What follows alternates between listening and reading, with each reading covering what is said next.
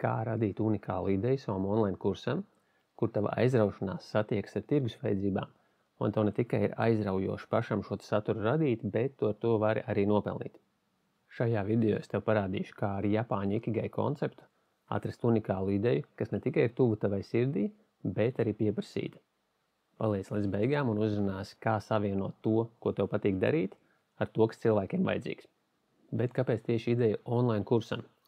Tāpēc, ka online kurss tā ir ļoti labi iespēja iesācējam uzsākt savu biznesu, jo tur vajag ļoti zemu starta kapitālu, un tu vari sasniegt ļoti plašu auditoriju. Tomēr daudzi domā, ka online kurss tas būs pasīvie ienākumi, bet gluži tik pasīvi tas viss nebūs. Tomēr tev tas online kurss ir jāpapildina, jāatjauno, tev viņš ir jāspēj pārdot. Tāpēc ir ļoti svarīgi atrast tādu ideju, kas būs gan tev aizraujoša un interesanta, gan arī būs pieprasīta. Atrast šādu ideju tev var palīdzēt Japāņu koncepts Ikigai. Kas ir šis koncepts, kā tas izskatās? Tajā ir apvienoti 4 elementi. Ko tu mīli, tā ir tava aizraušanās, tas, ko tu darītu, ja par naudu tev vispār nebūtu jādomā. Ko tu proti? Tās ir tavas unikālās prasmes, spējas, zināšanas, ko tu esi uzkrājis savas dzīves laikā. Trešais, kas pasaulē vajadzīgs? Tās ir pasaules problēmas un vajadzības, kas rezonē ar tevi un rada tevī vēlmi tās risināt. Un ceturtais, par ko cilvēki gatavi maksāt. Tas ir tirgus pieprasījums pēc risinājumiem un zināšanām. Kombinējot šos aspektus, tu atradīsi savu Ikigai krustpunktu. Tas ir tas punkts, kurā savienojas tava kaislība, prasmes, misija un profesionālā izaugsme. Šis koncepts ir ideāls ceļvedis tam, lai tu atrastu tieši tādu ideju, kas ir gan pietiekoši svarīga tev, lai tu spētu noturēt ilgstošu motivāciju šīs idejas īstenošanai, gan tas ir arī pietiekoši nozīmīgs citiem cilvēkiem, gan šī ideja ir komerciāli dzīvotspējīga. Pirms tu skaties tālāk video, lejuplādē bezmaksas darba lapas, kas tev palīdzēs veikt nākamos soļus. Saiti atradīsi zem video. Pirmais solis noskaidro, kas tevi patiesi aizrauj. Atceries savus bērnības sapņus, savus hobijus, kaut kādas lietas, ko tu darīji ar aizrautību. Varbūt tu vienmēr esi aizraujies ar mākslu, vai rakstīšanu, vai tehnoloģijām. Atceries un pieraksti visas šīs aktivitātes. Uzraksti vismaz kādas 5 lietas, kas tevi patiesi iepriecina. Kad tu to dari, tad tev pazūd laiks. Pat ja šī tava aizraušanās sākumā šķiet kā hobijs, vai tev tur iespējams pietrūkst zināšanu, tai vienalga būs liels potenciāls, lai kļūtu par tavu kursu ideju. Tas, ka tu esi aizrāvies ar šo tēmu, nodrošinās to, ka tu runāsi ar deksmi un aizrautību, un tavu interesi varēs redzēt tie cilvēki, kas tev skatīsies, un tava enerģija būs lipīga un piesaistoša. Otrais solis. Ko tu proti? Šī sadaļa palīdzēs tev identificēt tavas stiprās puses un prasmes. Izmēģini šādus uzdevumus. Prasmu inventarizācija.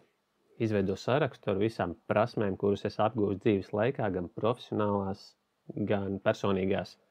Iespējams, kādi kursi vai kas, ko tu skolā esi mācījies. Otrais uzdevums – analizē savus panākumus.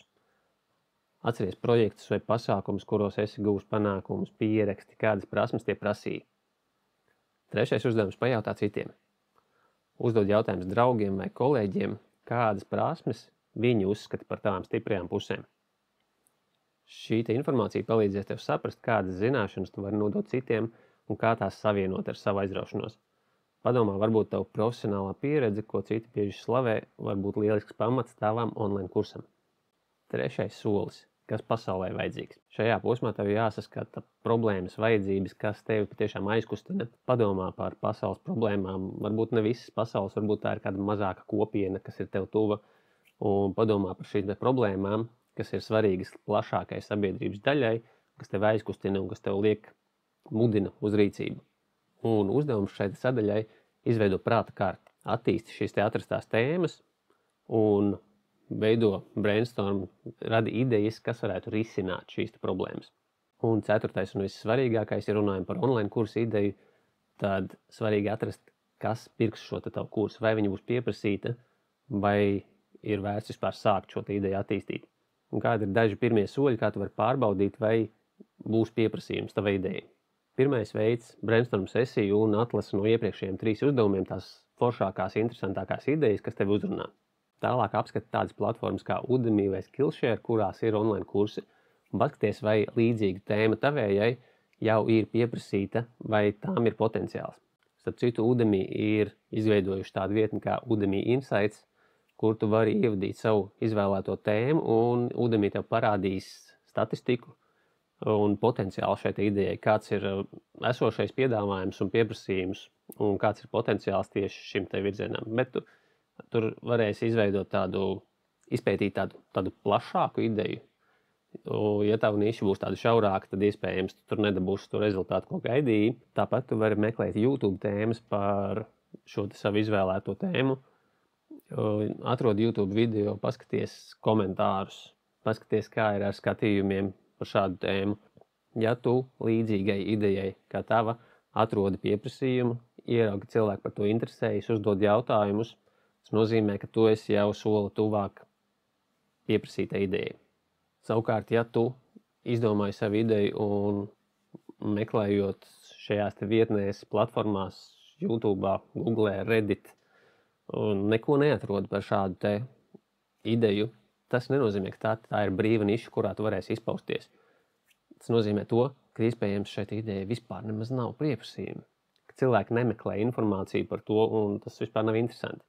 Vai nu tev jāpakāpjās soli atpakaļ un jāsaprot, kas aizvirzīs cilvēkus uz šo savu ideju, vai nu tev šī ideja ir jāmet nost un jāmēģina cits risinājums. Tālāk, kad tu esi veicis šos 4 uzdevumus, ko tu mīli, kas ir tava aizraušanās, ko tu proti, kas ir tavas prasmes, kas ir pasaulē vajadzīgs, jeb problēmas, ko tu labprāt risinātu, un šie te tirgus vajadzības, nepieciešamības un vai kāda no šīm idejām atbilst. Tālāk tu vari izveidot no šīm 4 sadaļām krustpunktus.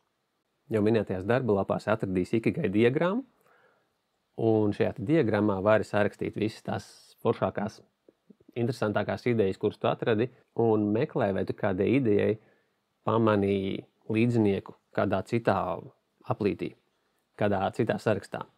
Meklē tēmas, kas ir līdzīgas katrā no sarakstiem, un iespējams tu atradīsi tādu, kas apvieno visas 4 šīs tēmas. Tas ir tavs ideālais krustpunkts, tavs ikigai, tavs dzīves jēga. Protams, šāda ideja, kas atradīsies visos 4 sarakstos un nonāks tieši tavā ikigai krustpunktā, atrast ir ļoti grūti. Ļoti labi ideja atradīsi arī tādā versijā, ka tev šī ideja atrodas vismaz 3 aplīšos. Tas ir, ko tu mīli darīt, ko tu proti un par ko cilvēki gatavi maksāt. Ja šī ideja atradīsies šajos 3 sarakstos, šajos 3 aplīšos, tad viņai ir liels potenciāls, jo tu būsi gatavs motivēts darboties šajā idejā, cilvēki būs gatavi par to maksāt, un tev arī pietiks prasmes, lai to īstenotu. Bet tu vari īstenot arī ideju, kuru tu ļoti labprāt mācītos, tu mīli darīt, tu redzi to pieprasījumu, bet tev varbūt pietrūkst prasmes. Šīs prasmes tu vari apgūt procesā. Es ceru, ka tu aizpildīji lapas vai paņēmi savu lapu, kur rakstīt šīs idejas, un es ceru, ka tev izdevās atrast kādu krustpunktu, vismaz ar kādu no aplīšiem un atrast tavu foršāko ideju. Tad atceries, ka šis te izziņas process un ideju meklēšana prasa laiku, un tas prasa pacietību un sevis izzināšanu. Ja tu jau esi atradis savu ideju, un tu gribi ķerties pie lietas tūlīt, un tu gribi veidot savu kursu, tev nepieciešama palīdzība jau vakar, tad zem video atradīsi saiti, kur pieteikties sarunai, un šajā te bezmaksas sarunā es tev pastāstīšu, kā es tev varu palīdzēt tavu ideju realizēt ātrāk. Bet, ja tev vēl nepieciešams laiks, un tu vēlies savu ideju attīstīt, vēl papētīt, pasmadziņot, saprast, kā vispār notiek online kursu veidošana, šeit es vēlāk ielikšu video ar pirmajiem 9 soļiem, kā izveidot savu online kursu, lai tev izdodas atrast savu ideālo ideju.